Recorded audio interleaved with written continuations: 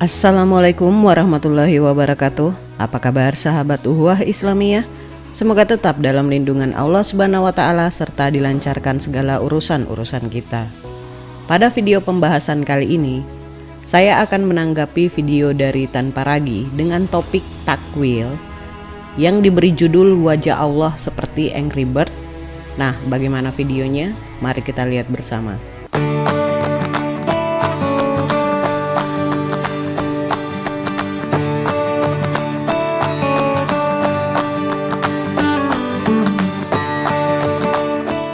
Semuanya binasa, yang tinggal wajahnya. Jadi Tuhan tuh macam angry bird lah. Ini video ini kalau diupload nanti pasti dipotong, di-cut, dikasih judul Abdul Somad Pemecah Belah Umat. Yuk, sekarang kita dengar dulu ayat yang sedang dipermasalahkan oleh Ustadz Abdul Somad. Kullu man 'alaiha fan, semuanya binasa, wa yabqa wajhu rabbika dzul jalali wal ikram. Semuanya binasa, yang kekal hanya wajahnya.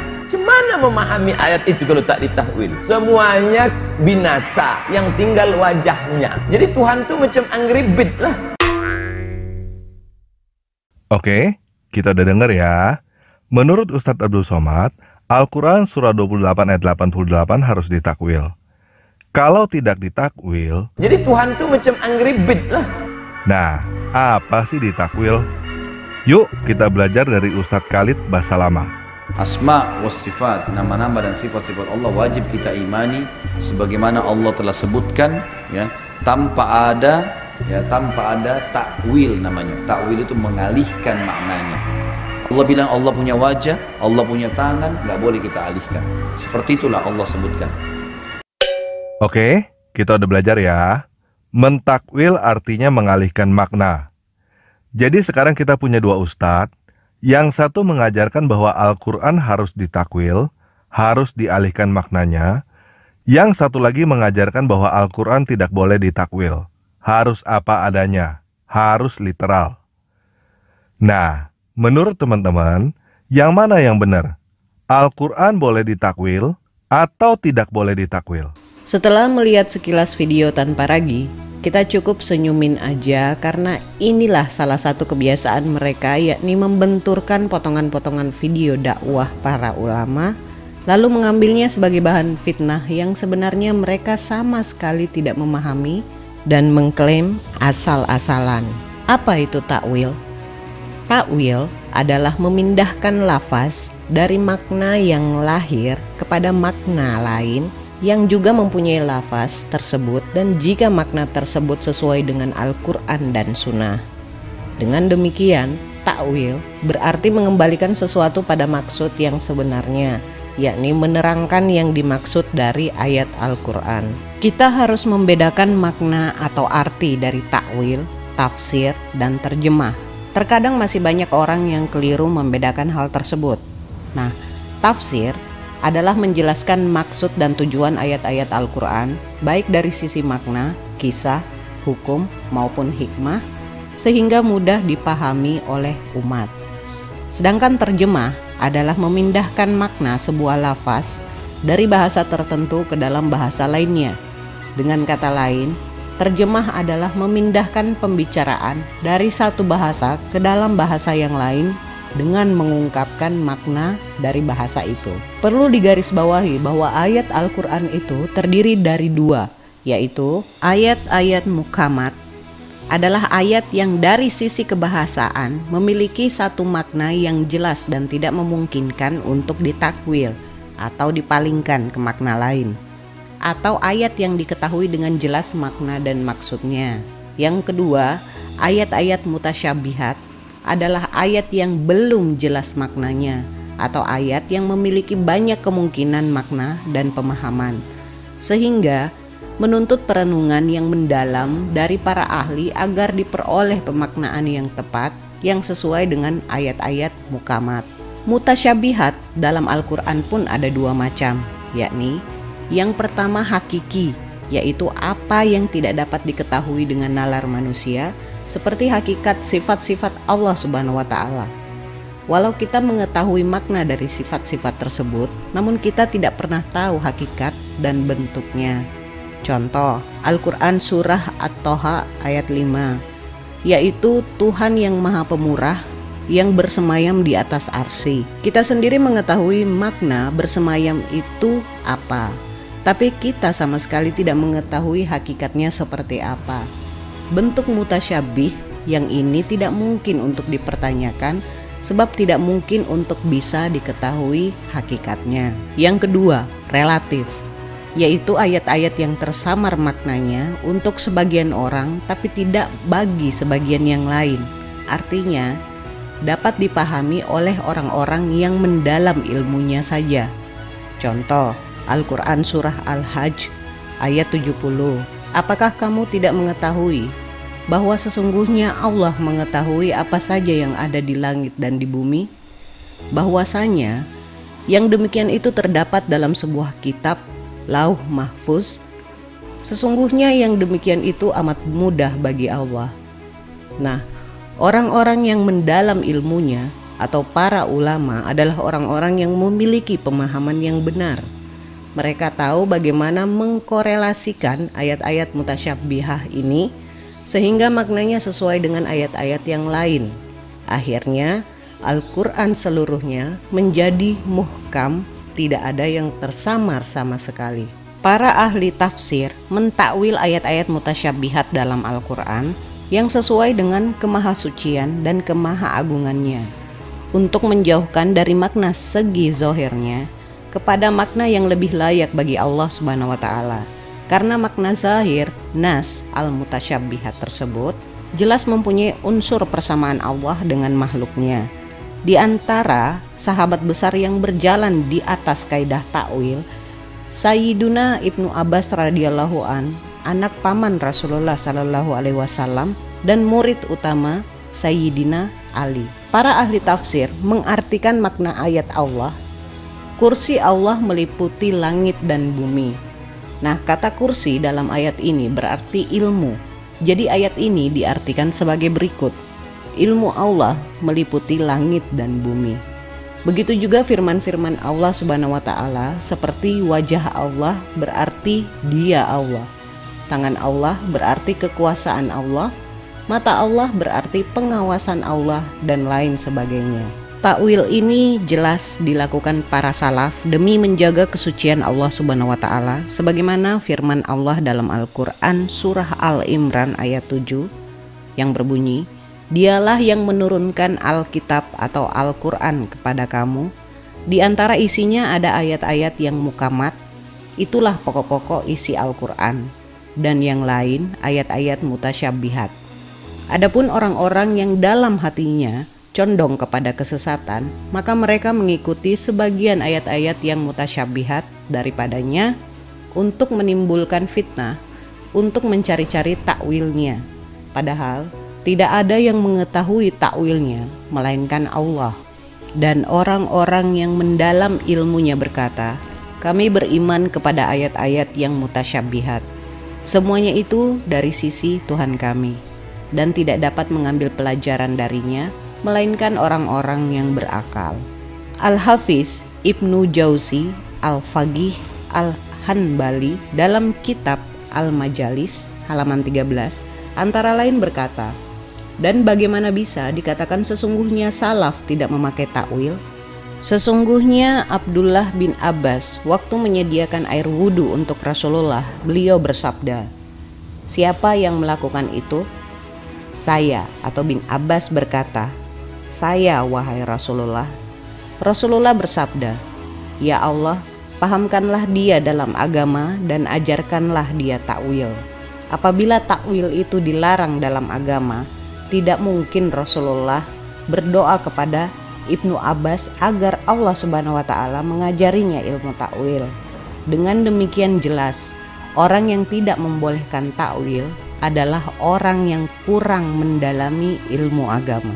Nah, sekarang begini, tanpa ragu membenturkan video ceramah Ustadz Abdul Somad yang mengatakan bahwa ayat Al-Quran boleh ditakwil dengan video dari Ustadz Khalid Basalamah yang mengatakan bahwa ayat Al-Quran tidak boleh ditakwil. Apakah ini bertentangan? Sebetulnya tidak. Perhatikan pernyataan kalimat Ustadz Khalid Basalamah di awal dengan membawa sifat Allah atau Asmaul Husna. Artinya apa? Sifat yang meliputi zat Allah ini bermakna hakiki. Contoh, wajah Allah. Kita mengetahui makna wajah itu apa, tapi tidak mungkin kita mengetahui hakikatnya seperti apa. Kembali lagi, semua sifat Allah hanya Allah yang mengetahuinya, karena Allah telah menegaskan bahwa Dia tidak setara dengan ciptaannya. Nalar kita di luar itu semua. Makanya para ulama yang paham dengan maksud ayat tersebut, mereka tidak mentakwil ayat itu karena telah paham maksudnya. Sebaliknya, jika orang awam yang tidak mendalami ilmu takwil, maka jatuhnya akan sesat. Seperti yang Ustadz Abdul Somad gambarkan, kalau orang yang tidak mengerti ilmu takwil, maka bisa saja orang itu, apalagi orang yang seperti Tan Paragi, yang tidak paham akan hal ini, akan berimajinasi bahwa wajah Allah seperti Angry Bird. Paham gak? Maaf, keluar konteks dulu. Saya ingat pertanyaan dari Crusader Network atau Chris BK, kalau saya nggak hilaf ya, yang mengeluarkan pertanyaan kepada saya, apakah Allah bisa menciptakan sesuatu yang lebih besar daripada dirinya? Saya menjawab dengan pertanyaan mirror. Menurut Anda ukuran besarnya Allah itu seperti apa sih? Jika kamu sudah mengetahui ukuran besarnya Allah, baru saya akan jawab. Pertanyaan seperti ini adalah pertanyaan konyol, karena mereka memberi pertanyaan yang mereka sendiri tidak paham dengan pertanyaan mereka, alias pamer kebodohan. Jadi jelas ya, ayat yang biasa para ulama takwil adalah ayat mutasyabihat, dan ayat-ayat ini menggunakan metode untuk menyikapinya yang tidak asal-asalan. Yang pertama, metode tafwid, yaitu dengan cara mengimaninya serta meyakini bahwa maknanya bukanlah makna lahiriahnya yang merupakan sifat-sifat jisim atau sesuatu yang memiliki ukuran dan dimensi, tetapi memiliki makna yang layak bagi keagungan dan kemahasucian Allah tanpa menentukan apa makna tersebut. Mereka mengembalikan makna ayat-ayat mutasyabihat tersebut kepada ayat-ayat muhkamat, yakni dengan meyakini bahwa ayat-ayat mutasyabihat tersebut tidak mengandung makna yang bertentangan dengan makna ayat-ayat muhkamat. Yang kedua, metode takwil. Metode ini digunakan oleh sebagian besar ulama khalaf atau ulama yang hidup setelah 3 abad pertama Hijriah. Mereka menakwil atau memaknai ayat-ayat mutasyabihat secara terperinci dengan menentukan makna-maknanya sesuai dengan penggunaan kata tersebut dalam bahasa Arab. Seperti halnya ulama salaf, mereka tidak memahami ayat-ayat tersebut sesuai dengan makna lahiriahnya. Metode takwil ini sangat tepat dan bijak untuk diterapkan, terutama ketika dikhawatirkan terjadi goncangan akidah di kalangan orang-orang awam demi untuk menjaga dan membentengi mereka dari keyakinan tasyibih atau menyerupakan Allah dengan makhluknya. Metode ini juga digunakan oleh sebagian ulama salaf seperti Ibnu Abbas, Mujahid, Sufyan Ats-Tsauri, Ahmad bin Hanbal, Al-Bukhari, dan lainnya. Artinya, Kementerian Agama juga mentakwil. Kementerian Agama juga mengalihkan makna Al-Quran. Terjemahan literalnya adalah kecuali wajahnya. Dialihkan maknanya menjadi kecuali Allah.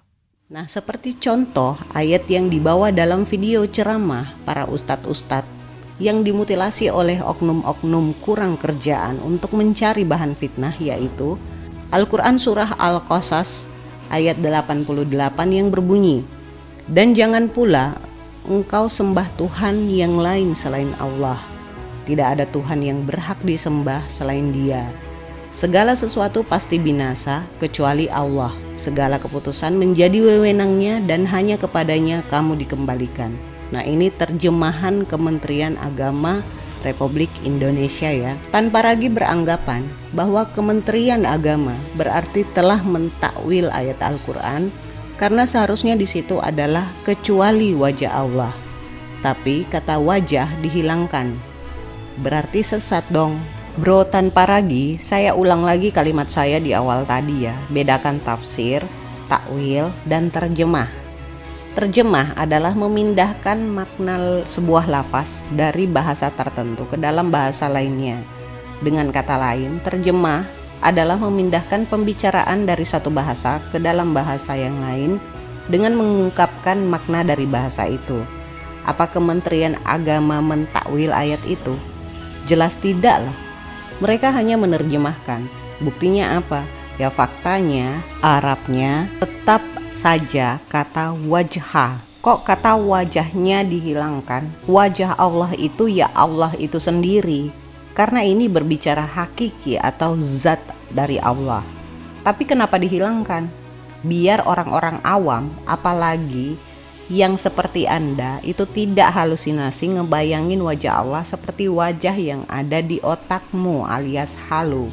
Nah inilah yang dimaksud Ustadz Khalid Basalamah agar tidak mentakwil karena hakikat zat Allah itu hanya Allah yang mengetahui.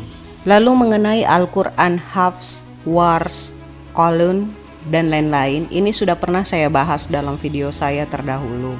Soalan ini mengenai qiraat. Nanti link video pembahasan ini saya sertakan di deskripsi. Yuk kita baca berita ini. Ini adalah berita tahun 2018 di republika.co.id. Judulnya, Ulama Sepakati Perubahan 186 Penulisan Kata dalam Al-Quran. Kepala LPMQ, Mukhlis M. Hanafi, mengatakan, Mukernas yang diikuti 110 peserta itu menjadi ajang uji publik terhadap 2 program yang telah dilakukan LPMQ sejak 2016 lalu. 2 program itu adalah pertama tentang pengembangan mushaf Al-Quran standar Indonesia dari aspek tulisan atau tanda baca. Kedua, tentang terjemahan Al-Quran. Dalam hal pengembangan mushaf Al-Quran, dia menyebut ulama Al-Quran telah menyepakati perubahan 186 kata dalam mushaf Al-Quran standar Indonesia. Menurut dia, 186 kata dalam Al-Quran itu disempurnakan sesuai dengan kaidah yang ada dalam Rasm Usmani. Kalau disempurnakan, berarti sebelumnya sempurna gak? Siapa LPMQ? Mereka adalah anggota tim penerjemah Al-Quran Kementerian Agama. Al-Quran yang jelas kita lihat sudah ditakwil, sudah diubah maknanya. Jadi, LPMQ ini juga mentakwil Al-Quran. Nah, dalam berita itu dikatakan bahwa mereka mengubah tata cara penulisannya saja. Tetapi, bukankah kita selalu diberitahukan bahwa Al-Quran tidak pernah berubah?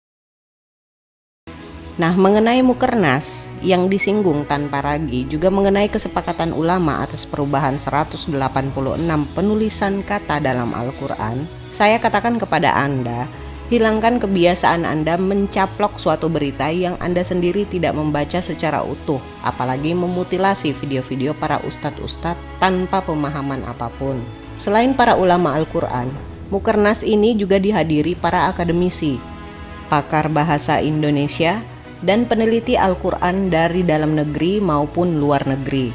Hadir pula sejumlah narasumber dari mancanegara, di antaranya Profesor Abdul Karim dari Mesir, Profesor Samit Ad-Saminah dari Yordania, Profesor Ahmad Mian At-Tohanawi dari Pakistan, dan Dr. Zainal Abidin dari Arab Saudi. Kan sudah jelas di situ, penulisannya itu seperti perlu tambahan alif atau tidak, bacaannya sama, tapi tata cara penulisannya saja yang akan diubah. Nah, tujuannya apa? Yang pertama, pemerintah Indonesia khususnya Kemenak memberikan perhatian yang sangat besar terkait pelayanan kitab suci, bukan hanya dengan berupaya keras menjamin kesahihan teksnya, melainkan juga kesahihan maknanya. Yang kedua, di tengah masyarakat Indonesia yang majemuk, watasyiyah perlu diarus utamakan sebagai metode keberagaman sehingga menjadi acuan berpikir, bersikap, dan bertindak umat Islam. Yang ketiga, LPMQ perlu menindaklanjuti basil kajian dan pengembangan rasim atau tulisan Mushaf Al-Quran Standar Indonesia dan menetapkannya sebagai dasar penyempurnaan Mushaf Al-Quran Standar Indonesia. Usaha ini harus dibarengi dengan penyempurnaan naskah akademik terkait ras Utsmani dalam Mushaf Al-Quran Standar. Keempat, kajian dan pengembangan Mushaf Al-Quran Standar yang telah dilakukan seyogyanya tidak berhenti pada aspek rasim saja, tetapi perlu dikembangkan pada aspek daf, wakaf, dan ibtida untuk menguatkan landasan ilmiah Mushaf Al-Quran Standar Indonesia. Kelima, aspek rasm, syakl, daf, wakaf, ibtida, adul, qiraat, dan aspek teknis lainnya dalam kajian ilmu Al-Quran belum mendapatkan perhatian di tanah air. Maka pemerintah Indonesia perlu mengembangkan disiplin ilmu tersebut di berbagai lembaga pendidikan. Keenam, kajian, revisi, dan pengembangan terjemahan Al-Quran LPMQ bekerjasama dengan Badan Pengembangan dan Pembinaan Bahasa Kemendikbud merupakan upaya untuk menghadirkan terjemahan Al-Quran yang mudah dipahami oleh masyarakat. Ketujuh, menghimbau masyarakat agar dalam memahami Al-Quran tidak hanya berpegang pada terjemahan Al-Quran karena keterbatasan yang dimiliki oleh setiap terjemahan. Nah, terjemahan Al-Quran betapapun bagus dan sempurnanya tidak dapat sepenuhnya menggambarkan maksud Al-Quran karena bahasa Al-Quran merupakan bahasa tertinggi. Saya rasa cukup ya. Saran saya kepada Tanpa Ragi, hentikanlah pamer kebodohan Anda dan belajar lagi lah. Nasihat kali ini, jika kebodohanmu adalah kepintaranmu, maka tetaplah jadi bodoh untuk membodohi dirimu. Saya akhiri pembahasan kali ini. Semoga ada hikmah dan pembelajaran yang bisa kita petik. Kurang lebihnya mohon dimaafkan. Akhir kata, Maha benar Allah dengan segala firman-Nya. Allahumma salli ala Sayyidina Muhammad. Wassalamualaikum warahmatullahi wabarakatuh.